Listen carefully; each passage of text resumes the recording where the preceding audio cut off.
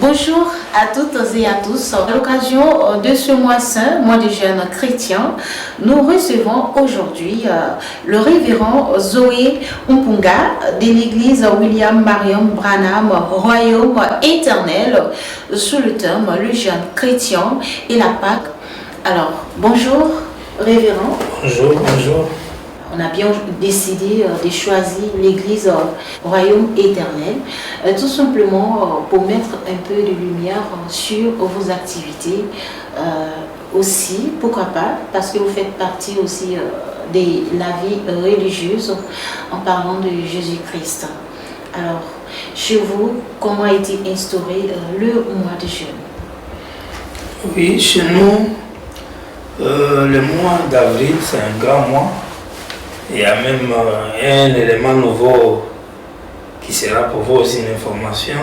C'est un mois que nous considérons comme le vrai mois de Noël. Parce que avec la révélation de la parole que William Branham nous a donnée, Jésus était né probablement en avril, au printemps. Parce que les agneaux naissent au mois d'avril, lui étant aussi considéré dans la Bible comme l'agneau de Dieu. Et William Branham est né au mois d'avril. Donc le 6 avril ici, pour nous, c'est un grand jour, c'est du Noël, c'est Noël pour nous. Donc du coup, c'est un temps dans lequel nous aussi, nous prenons les semaines, on prend parfois une semaine, ça dépend d'une église locale à une autre. Nous, on prend du 6 au 13 avril, nous serons aussi en jeûne et dans les prières. Et nous célébrons en même temps aussi la résurrection, c'est la Pâque, parce que c'est le mois de la résurrection, le mois d'avril. Donc c'est un grand mois pour nous, comme nous le voyons chez les autres. Donc si on veut bien comprendre, vous n'avez pas le même mode de jeûne que les autres chrétiens? Non, pas le même mode, parce que c'est difficile d'avoir le même mode, dans la mesure où chaque église chrétienne étant indépendante par rapport à sa doctrine, même s'il est tout croyant en Jésus-Christ, tu ne pourras pas forcément trouver une église locale des assemblées de Dieu vous donnant un programme de jeûne exactement comme par exemple l'église catholique. Ça ne serait pas vraiment possible. Mais ce qui est vrai est que et le monde du christianisme et le monde même de l'islam, ils ont un élément particulier attaché au mois d'avril, y compris les juifs, parce que c'est ça même le premier vrai mois de l'année. Pour eux, l'année commence maintenant au mois d'avril.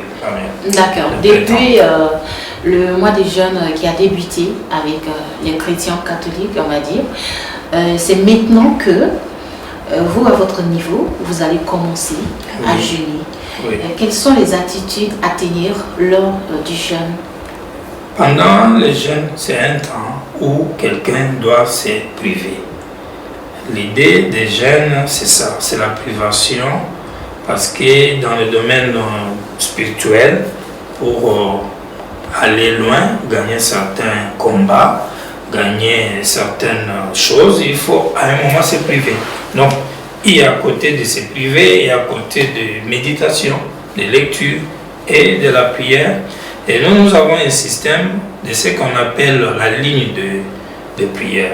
Cela veut dire qu'on se fixe 3 heures, par exemple, dans la journée, où nous prions ensemble, partout où nous sommes connectés dans le même programme. 9 heures, 12 heures, par exemple, 15 heures. Dans la soirée, soit 21h, minuit, 3 heures du matin. Mais si la nuit peut être difficile pour se réveiller, on garde plus la journée. Donc, et nos églises, nos fidèles, peu importe, qui pourront tous être dans ces programmes, et respecteront ces heures-là. D'accord. Est-ce que ce sera donc l'occasion pour vous pour faire de dons aussi, ou bien vous allez vous organiser seulement avec des séances de prière? Quand nous faisons cela et on termine notre programme, nous avons parfois un temps de rester ensemble pour partager. Par exemple, à présent, nous avons un programme sur Lomé et du coup, le dimanche de Pâques, nous aurons un repas qu'on peut partager ensemble. Alors, les dons, ça dépend.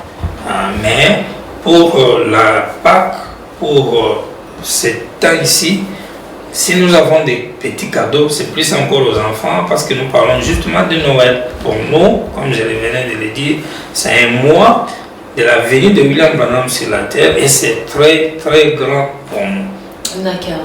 Vu que c'est en même temps la Noël et la Pâque qui se combinent chez vous. Oui. Et comment est-ce que vous célébrez? On les célèbre d'abord par des cultes qui réunit tous croyants qui croient dans ces messages, dans notre église, dans nos églises et même partout dans le monde, même aux États-Unis, ils font une porte ouverte pour avoir accès à la fondation missionnaire que William Branham a laissée. Et il y a les gens qui visitent ses bureaux, la tombe et tout ça.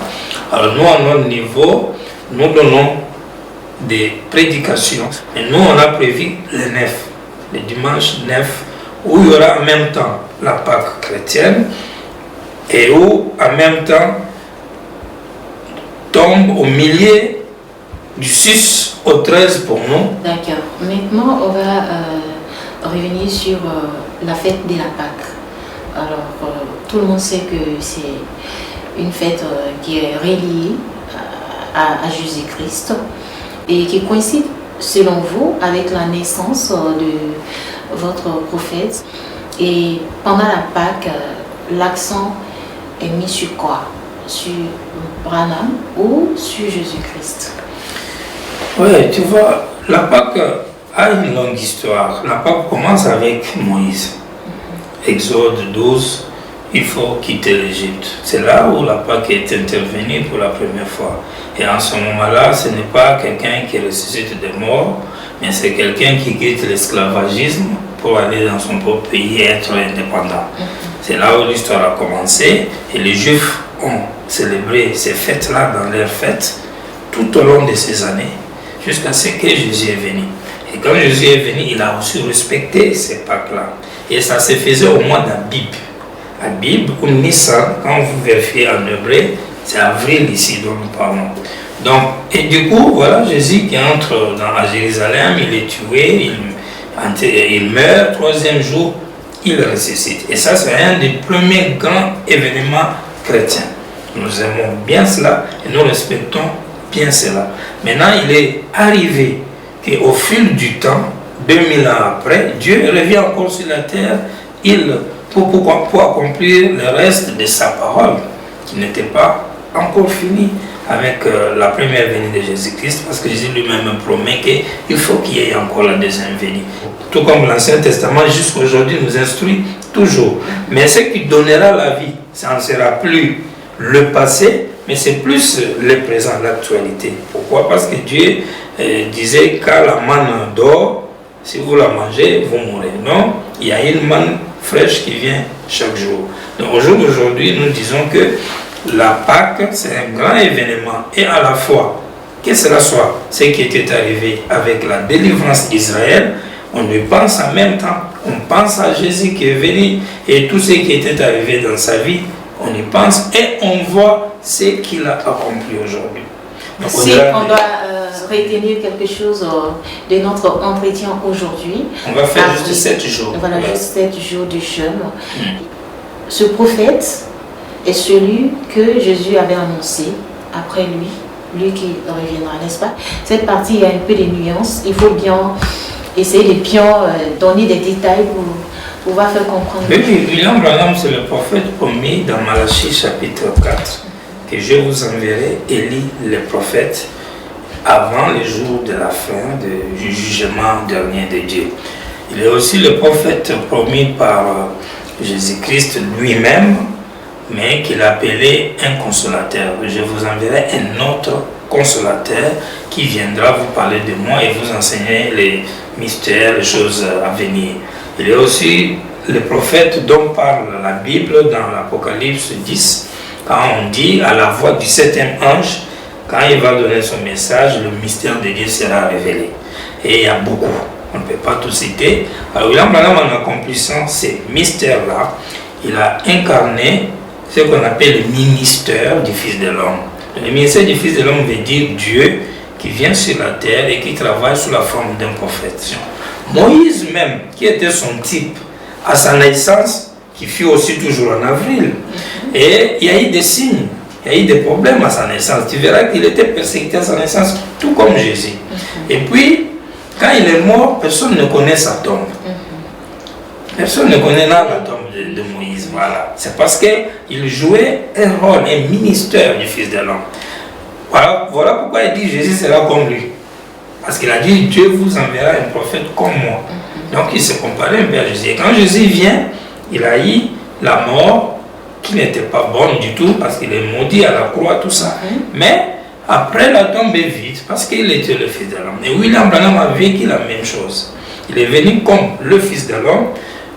Il meurt et avant même qu'on arrive, même qu'on va l'enterrer, il apparaît déjà aux gens. Ah bon? Vous voyez, il apparaît déjà aux gens normalement, physiquement, et tout au fil du temps, les gens n'ont pas cessé de le voir. Même moi-même, je l'ai déjà vu.